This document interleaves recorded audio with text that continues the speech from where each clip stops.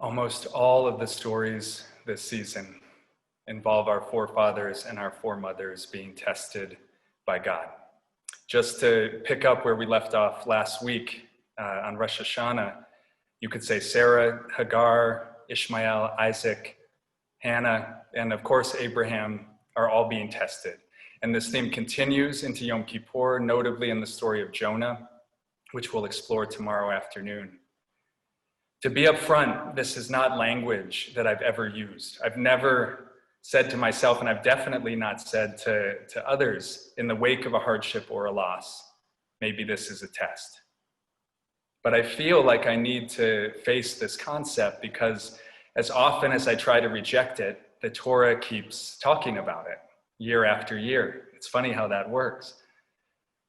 And our theme this season is panim el panim, face to face, which includes especially facing what is troubling to us.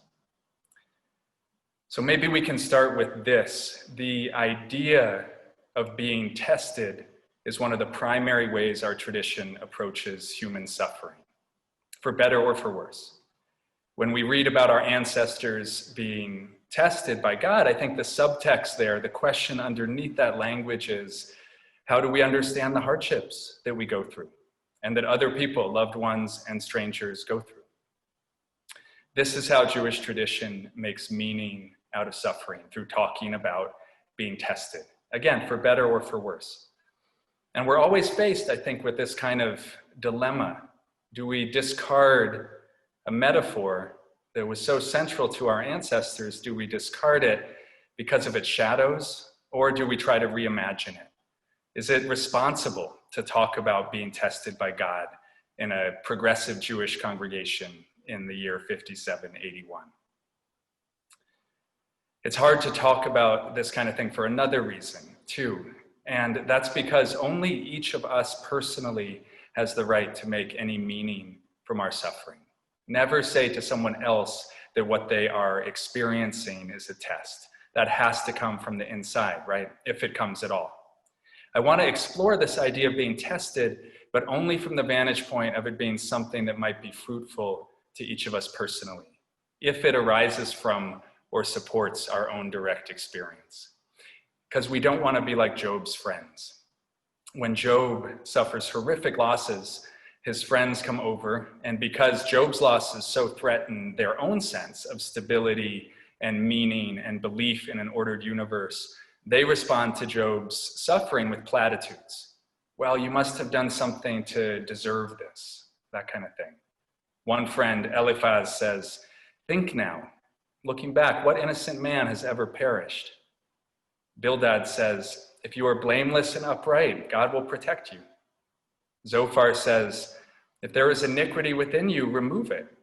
They hint, they say it outright, that maybe this is a test to prove his faith.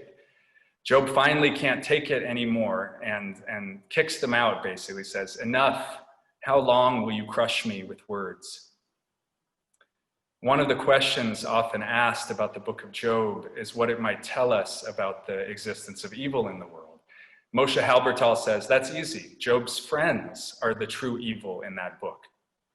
And the evil is located not in the moment that Job loses all that he has, but it's located in the moment that his friends come to him and create a theology, create meaning and reasons for his suffering. That's where the evil is located, in trying to justify and explain suffering as being somehow the individual's fault. Unfortunately, though, the voices of Job's friends are often inside us, in the voice that says, well, maybe I did something to deserve this, or maybe this is a test and I have to exhibit true faith, whatever that might mean. That voice I would call the enemy within. On the literal level, the belief that when we experience hardship and loss, that we are being tested by God, it's an obscene proposition. Let's use the example of these recent fires, in which so many lost their homes, including Emek Shalom community members. On top of just having to cope and to begin to recover from that trauma and the multiple losses within the loss, are we also going to tell someone in that position that this is a test? Implied in that word test is the sense that we need to find the right way to respond, to pass, and not to fail. Implied in that word test is the belief that somehow God did this to them. So this kind of thinking really compounds the suffering. Obviously, it's tone deaf, it's bad pastorally, it's bad theology, and it's an imposition of magical thinking onto a very tender situation. But maybe it's the English word test that is so problematic. It's the same word we use, after all, when we have a math test. No one likes tests. It's a cold and straightforward word. It makes us fret about how we might measure up. In the Hebrew, though, it's more interesting, and this is often the case, right? When we read about God testing our forefathers and foremothers in the Tanakh, in the Hebrew Bible, the word for test in this context is nisayon. And while it doesn't have the same root, it's strangely similar to the word nes, which means sign or miracle. There's some relationship between the two. We have an experience that shakes us up, that interrupts our life, and we are invited to come close to that experience and to see and to respond. It's as if the commandment in the face of a sign or a miracle or a test is pay attention. Even in English, I think about the related words like testify, right, or testament, to bear witness to what happened or what is happening. Pay attention, be truthful. I'm going to paraphrase one of my favorite sayings from Rabbi Ira Stone. A Jewish test, though, is not whether or not we believe. A Jewish test is how true are we to our encounter with the world. So what if we are being tested? Not by a God who moves us around and manipulates us like chess pieces on a board, but by life itself. This kind of test is more like an initiation. And the thing with initiations is that we don't get to choose what they will be. If we could choose, they wouldn't be initiations. We would still feel that we were in control. An initiation is a trial where we don't know who we will be on the other side, and often if there will even be another side. So seen in this light of test as initiation, I thought instantly of the Stanley Kunitz poem, The Testing Tree. Some of you know Stanley Kunitz, of blessed memory. He was named the poet laureate of this country, not one, but 2 times. He lived to be 100 years old. He signed, I think, a 3-book deal or book contract when he was 95, which is a kind of extraordinary thing in itself. He was an amazing gardener. He was Jewish, of Russian and Lithuanian descent. Kunitz's father committed suicide 6 weeks before he was born. And this event, this loss, was never spoken about in his home growing up. We could say that the actual loss of the father was the test, but in the poem, The Testing Tree, the test is the poet learning to come into relationship with that loss. Kunitz narrates this scene of himself as a boy standing 50 paces from a massive old oak tree, a handful of smooth stones in his pocket, and he calls these stones oracles. He calls this moment an appointment he's kept. Intuitively, it's as if he's making a test, a ritual of trying to hit the tree. And somehow, something about his father hinges on whether or not he can hit the tree with a stone. And he stands there, as he writes, listening, coiled ear tuned to the slightest leaf stir. And this is from the central stanza of that poem, at that moment of standing facing the tree, preparing. Father, wherever you are, I have only 3 throws. Bless my good right arm.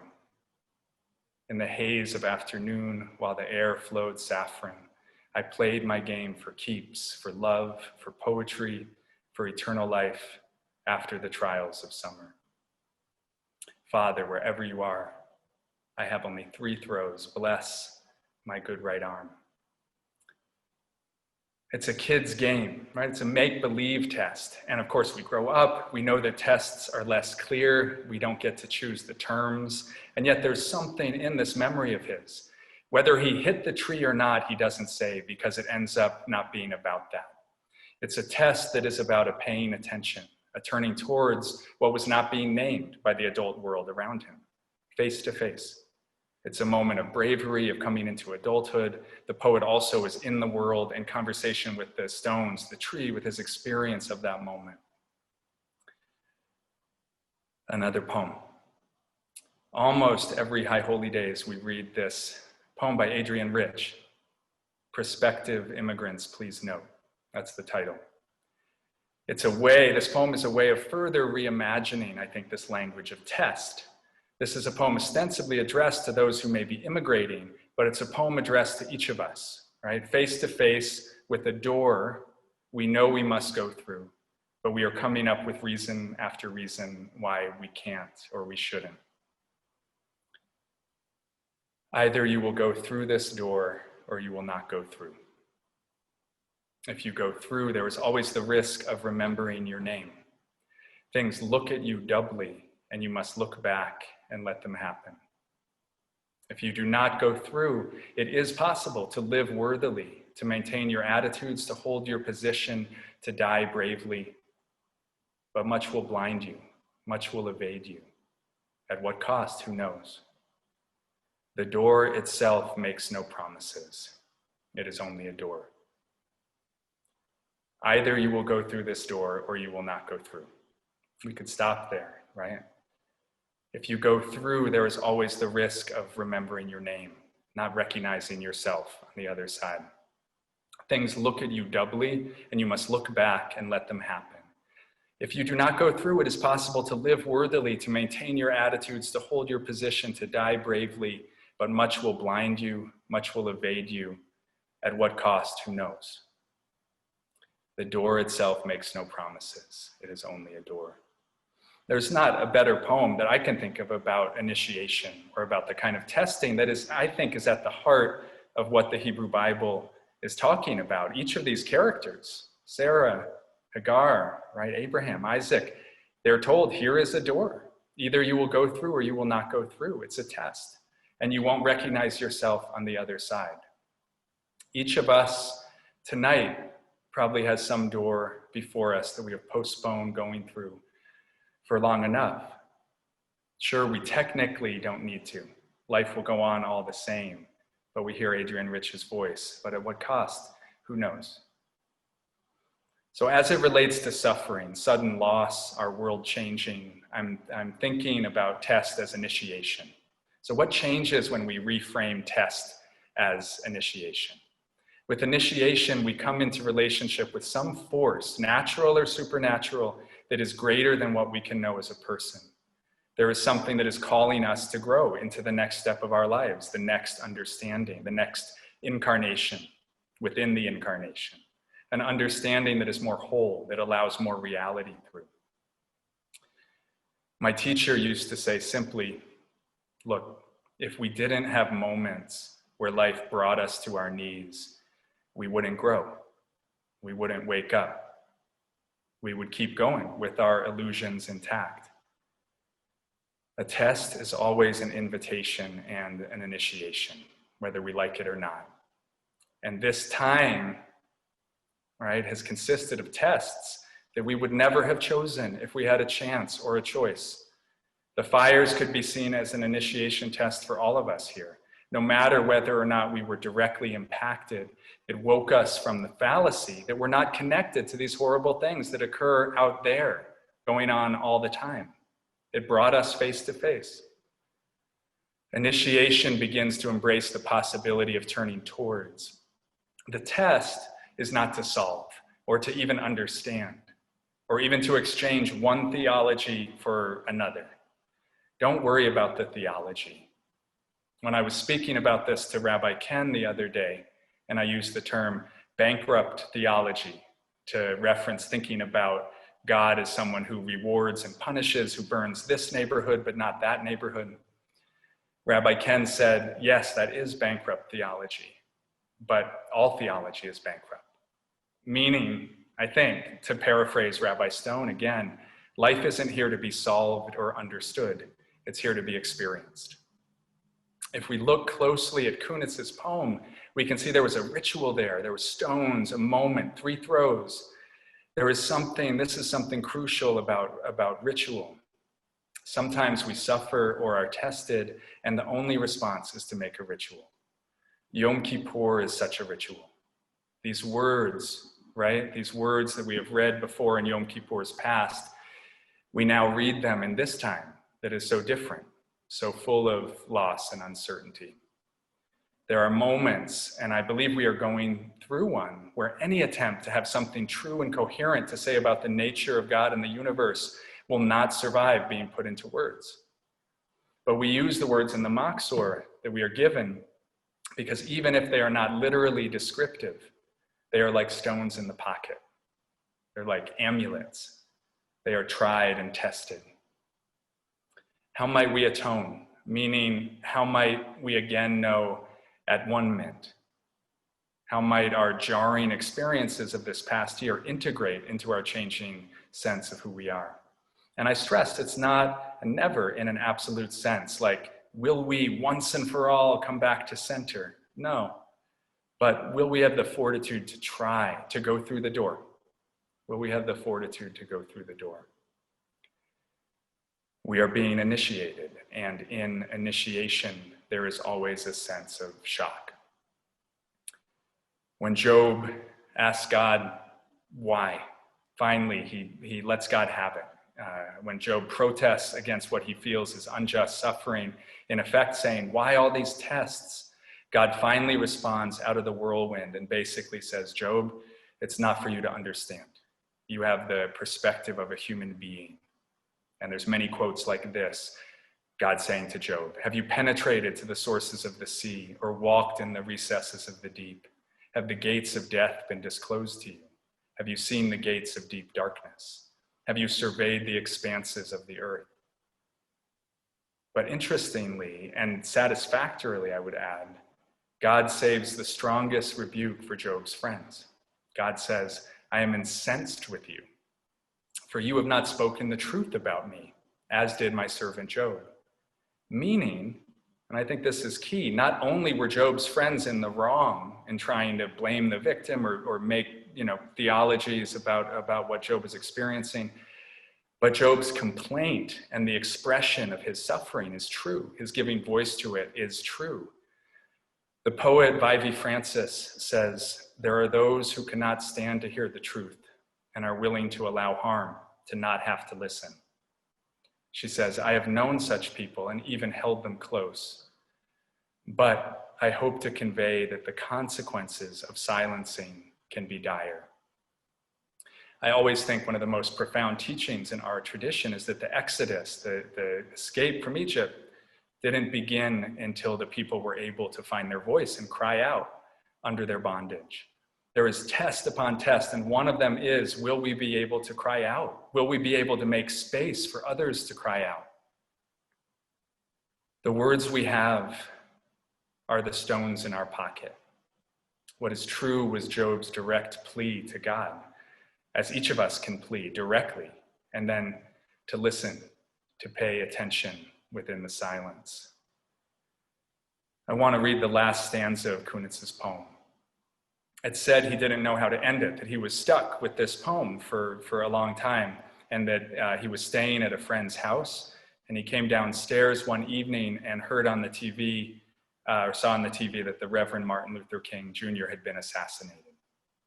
And then Kunitz went back upstairs and finished the poem, moved as he was to extend out his personal test to the collective, letting this language of test speak to all of us. This is how it ends. In a murderous time, the heart breaks and lives by breaking. It is necessary to go through dark and deeper dark and not to turn. I am looking for the trail. Where is my testing tree? Give me back my stones. Gemar Chatima Tova, a good sealing in the book of life for all of us.